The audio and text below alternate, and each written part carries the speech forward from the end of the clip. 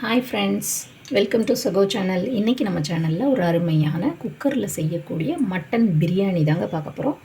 இந்த பிரியாணி செய்கிறதுக்கு நான் ஒரு குக்கரை அடுப்பில் வச்சுட்டேன். இப்போது ஆயில்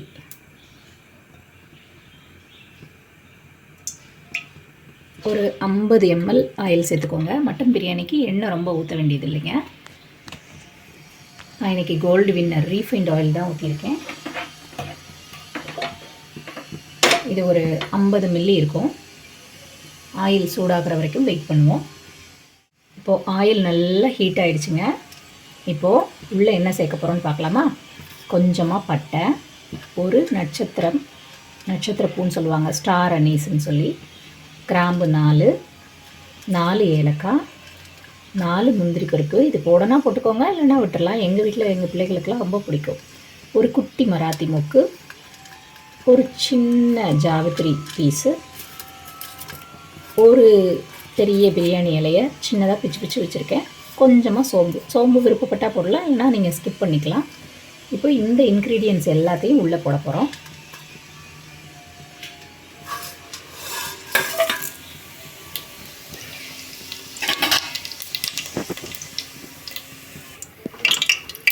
ஹோல் ஸ்பைசஸ் எல்லாமே நல்லா பொரிஞ்சு போச்சு பாருங்கள். இப்படி இருக்கும். முந்திரி பருப்பை வச்சு நீங்கள் கண்டுபிடிச்சிக்கலாம். ஹோல் ஸ்பைசஸ் எல்லாம் பொரிஞ்ச உடனே 2 பெரிய சைஸ் பல்லாரியை நான் இந்த மாதிரி நீல வாக்கில் ஸ்லைஸ் பண்ணி வச்சுருக்கேன். அதை உள்ளே சேர்த்துடலாம்.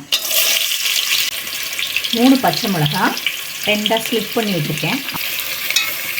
இந்த வெங்காயம் நல்லா பொன்னிறமாக வரணும்.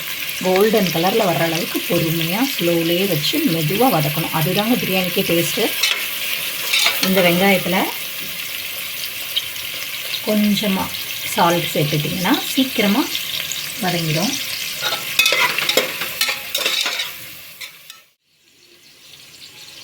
இன்றைக்கி மட்டன் பிரியாணி செய்கிறதுக்கு பாஸ்மதி அரிசி தாங்க நான் எடுத்திருக்கேன்.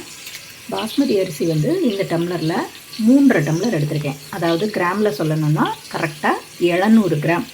ஒரு டம்ளர் 200 கிராம், 3 டம்ளரும் ப்ளஸ் ஒரு அரை டம்ளரும், டோட்டலாக 700 கிராம் அரிசி. அதாவது 3/4 கிலோவுக்கு 50 கிராம் கம்மி.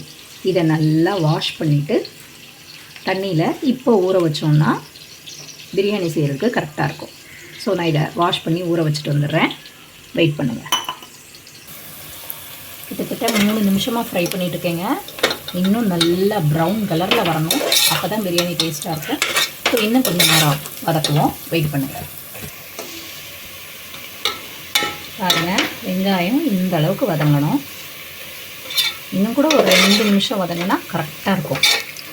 அப்போ தான் அந்த பிரியாணியோட டேஸ்ட் இதில் தான் இருக்குது.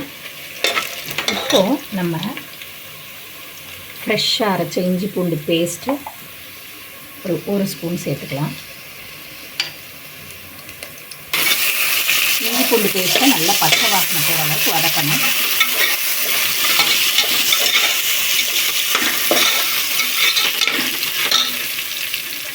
ஒரு பெரிய தக்காளியை குட்டி குட்டியாக கட் பண்ணி வச்சுருக்கேன். அதையும் இதில் சேர்த்துக்கலாம்.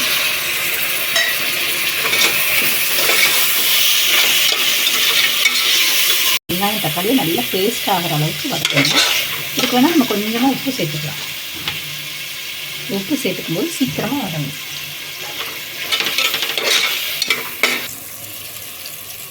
வெங்காயம் தக்காளி நல்லா வதக்கியாச்சு. இப்போது ஒரு கையளவு புதினா இலை, அரை கையளவு மல்லி இலை, 2ஐயும் நல்லா கழுவி நறுக்கி தண்ணி வடிய வச்சுருக்கேன். அதையும் இது கூட சேர்த்துக்கலாம்.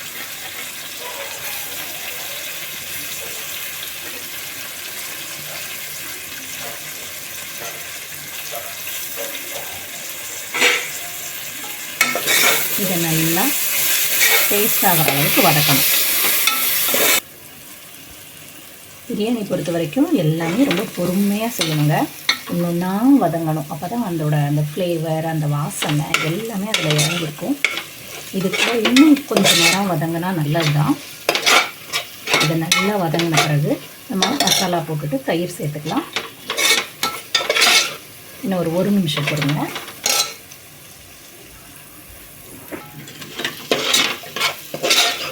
நல்லா வதங்கிருச்சு. இப்போது மசாலா சேர்த்துக்கலாம். இன்றைக்கி 700 கிராம் அளவுக்கு பாஸ்மதி அரிசி, 700 கிராம் மட்டன் போடுறோம். அதுக்கு 1 ஸ்பூன் மிளகாத்தூள், 1/2 ஸ்பூன் காஷ்மீரி சில்லி பவுடர், அது வந்து கலருக்காகங்க, இல்லைனா ஃபுட் கலர்லாம் சேர்க்கக்கூடாது. மல்லித்தூள் 1 ஸ்பூன், பிரியாணி மசாலா அதுவும் ஒரு ஸ்பூன். இது வந்து வீட்டிலே செஞ்சதுங்க. இந்த பொடி எப்படி செய்கிறதுங்கிறத நான் அடுத்த விளாகில் சொல்கிறேன்.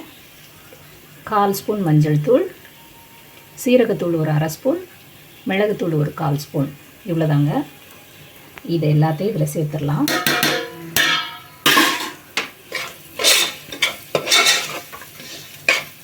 மசாலா அடி பிடிச்சிடாத அளவுக்கு கவனமாக கிண்டி விடுங்க.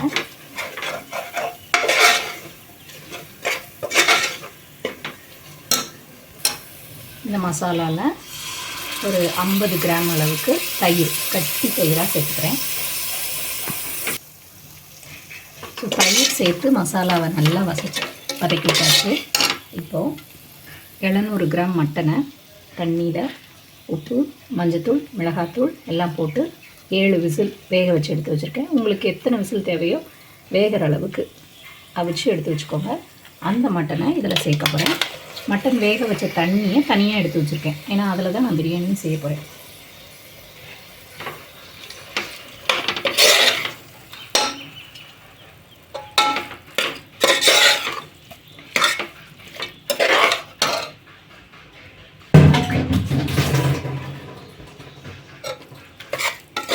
மட்டன் மசாலாவோடு நல்லா மிக்ஸ் ஆகிற மாதிரி சேர்த்து நல்லா வதக்கி விடுங்க. அடுப்பு ஹை ஸ்பீடில் வச்சுக்கோங்க. ஏற்கனவே மட்டனில் நம்ம உப்பு, மிளகாய்த்தூள், மஞ்சத்தூள் எல்லாம் போட்டு தான் வேக வச்சுருக்கோம். அதனால் லைட்டாக அதில் உப்பு பிடிச்சிருக்கோம். இருந்தாலும் இப்போ இந்த பிரியாணி மசாலா, சீரகத்தூள், மல்லித்தூள் இதெல்லாம் அதில் வந்து பிடிக்கிறதுக்கு இப்போ நல்லா நம்ம வதக்கி விட்டால் தான். அதனால் பொறுமையாக நல்லா வதக்குங்க.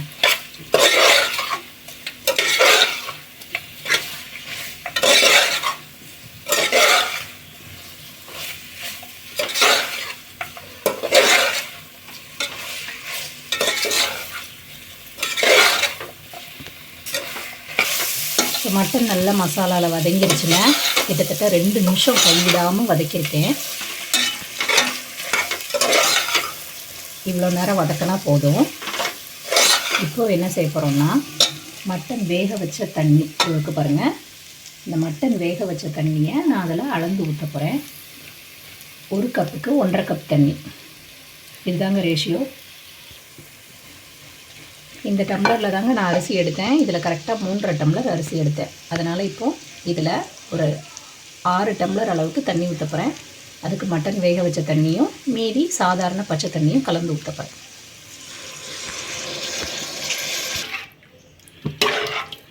இந்த டம்ளரில் 6 டம்ளருக்கு கொஞ்சம் கம்மியாக ஊற்றிருக்கேங்க.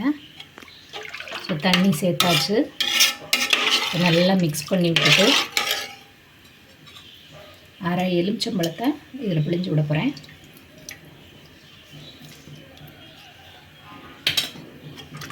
பிழிஞ்சு மிக்ஸ் பண்ணுங்கள். இந்த தண்ணி நல்லா கொதி வந்ததும் நம்ம ஏற்கனவே ஊற வச்சுருக்கிற பாஸ்மதி அரிசி இதில் சேர்த்துற வேண்டியதான். இது கொதிக்கிறதுக்காக வெயிட் பண்ணுவோம்.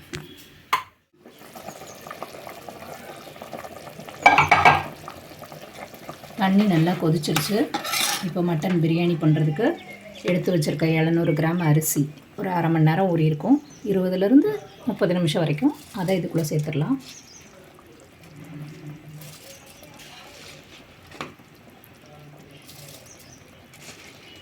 நம்ம மட்டன் வேக வச்ச தண்ணியை வந்து சேர்த்துருக்கிறதுனால டேஸ்ட் வந்து சூப்பராக இருக்கும். அதுக்கு நான் கேரண்டி.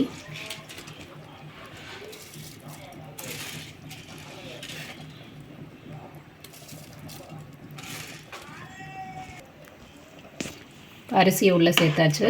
அரிசியையும் தண்ணியையும் நல்லா மிக்ஸ் பண்ணிக்கலாம். அடுப்பு வந்து ஸ்லோவில் தான் இருக்குது. ஃபுல்லில் வச்சோன்னா தண்ணி சட்டுன்னு வற்றிடும், பிரியாணியோட பதம் மாறிடும்.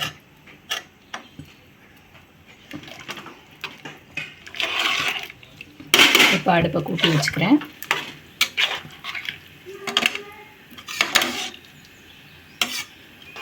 ரெண்டையும் நல்லா மிக்ஸ் பண்ணிவிட்டு இப்போ நீங்கள் உப்பு காரம் செக் பண்ணிக்கோங்க. உப்பு காரம் புளிப்பு எல்லாம் கரெக்டாக இருக்காங்க. பத்தலைன்னா இப்போ சேர்த்துக்கலாம். சேர்த்துட்டு கொதி வந்தோடனே குக்கரை மூடி வைக்க போகிறோம். நான் உப்பு காரமெல்லாம் செக் பண்ணிட்டேங்க. உப்பு எப்படி இருக்கணும்னா லைட்டாக ஒரு கல் அளவுக்கு தூக்கலாக இருக்கணும். அப்படின்னா தான் நமக்கு வந்து மட்டன் சாதம் எல்லாம் வெந்து வரும்போது கரெக்டாக இருக்கும். லைட்டாக தூக்கலாக இருக்கணும், ரொம்ப போட்டுறாதீங்க. லேசாக ஒரு கல் அளவுக்குன்னு சொல்லுவாங்கள்ல, அந்த அளவுக்கு தூக்கலாக இருக்கணும். இப்போ இதை நல்லா மிக்ஸ் பண்ணிவிட்டு மூடி வைக்க போகிறேன். நல்லா கொதிச்சிருச்சு. குக்கரை மூடி வச்சு விசில் வைக்கிறேன். நல்லா இதில் ப்ரெஷர் ரிலீஸ் ஆக ஆரம்பித்தோடனே ஸ்லோவில் போட்டு ஒரு 8 நிமிஷம், அதுக்கடுத்து குக்கர் ஆஃப் பண்ணிடலாம். பிரியாணி ரெடி. ஸோ இந்த சைடில் மட்டன் பிரியாணிக்கு கொஞ்சம் வெங்காய பச்சடி இருந்தால் நல்லாயிருக்கும் இல்லையா, அதுக்காக வெங்காயம் கட் பண்ணிட்டுருக்கேன். சைட் பை சைடில் நம்ம இந்த வேலையை முடிச்சிடலாம். பிரியாணியும் ஆகிடும், பச்சடியும் ரெடி ஆகிடும். ஒரு அவிச்ச முட்டை வச்சு கொடுத்துட்டோன்னா அருமையான சாப்பாடு வீட்டிலே ரெடி ஆகிடுங்க. இப்போ பார்த்திங்கன்னா ப்ரெஷர் சவுண்டு இந்த அளவுக்கு இருக்கும்போது அடுப்பை ஸ்லோவில் போட்டுக்கணும். 8 நிமிஷம் கழித்து ஆஃப் பண்ணிட்டோன்னா பிரியாணி ரெடி.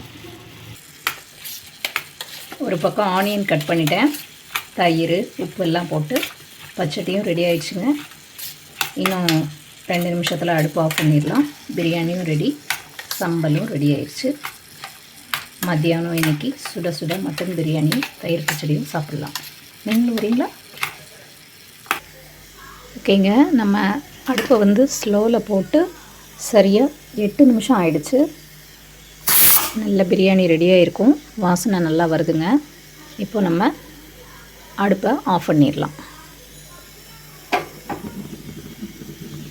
அடுப்பை ஆஃப் பண்ணிவிட்டு குக்கரை எந்த விதத்துலேயும் நம்ம டிஸ்டர்ப் பண்ண வேண்டாம், அப்படியே வச்சுருப்போம். ப்ரெஷர் எல்லாம் அடங்கினதுக்கப்புறம் ஓப்பன் பண்ணி பார்த்தோம்னா பிரியாணி ரெடி. சொல்லும்போது பண்ணு. நல்ல ப்ரெஷர் ரிலீஸ் ஆயிடுச்சு. இப்போ நம்ம குக்கரை ஓப்பன் பண்ணி பார்க்கலாம். அருமையான வாசனைங்க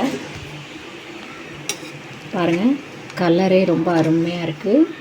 அரிசியோட டெக்ஸ்சர் பாருங்கள், கொஞ்சம் கூட உடையலை. பார்க்குறதுக்கு இவ்வளோ அருமையாக இருக்குது. சாப்பிட்றதுக்கு எப்படி இருக்குதுன்னு சாப்பிட்டுட்டு சொல்கிறேன். ஸோ அவ்வளோதாங்க, நம்மளோட சிம்பிளான மட்டன் பிரியாணி ரெடி ஆகிடுச்சு. இதை சூடாக பரிமாற போகிறோம். கூடவே இந்த வெங்காய பச்சடி வச்சு கொடுத்து சாப்பிட சொல்ல போகிறேன். அவ்வளோதாங்க, அருமையான பிரியாணி ரெடி ஆகிடுச்சு. நாங்கள் எல்லோரும் சாப்பிட போகிறோம். இந்த வீடியோ உங்களுக்கு பிடிச்சிருச்சுன்னா சப்ஸ்கிரைப் பண்ணுங்கள், கமெண்ட் பண்ணுங்கள், ஷேர் பண்ணுங்கள், லைக் பண்ணுங்கள்.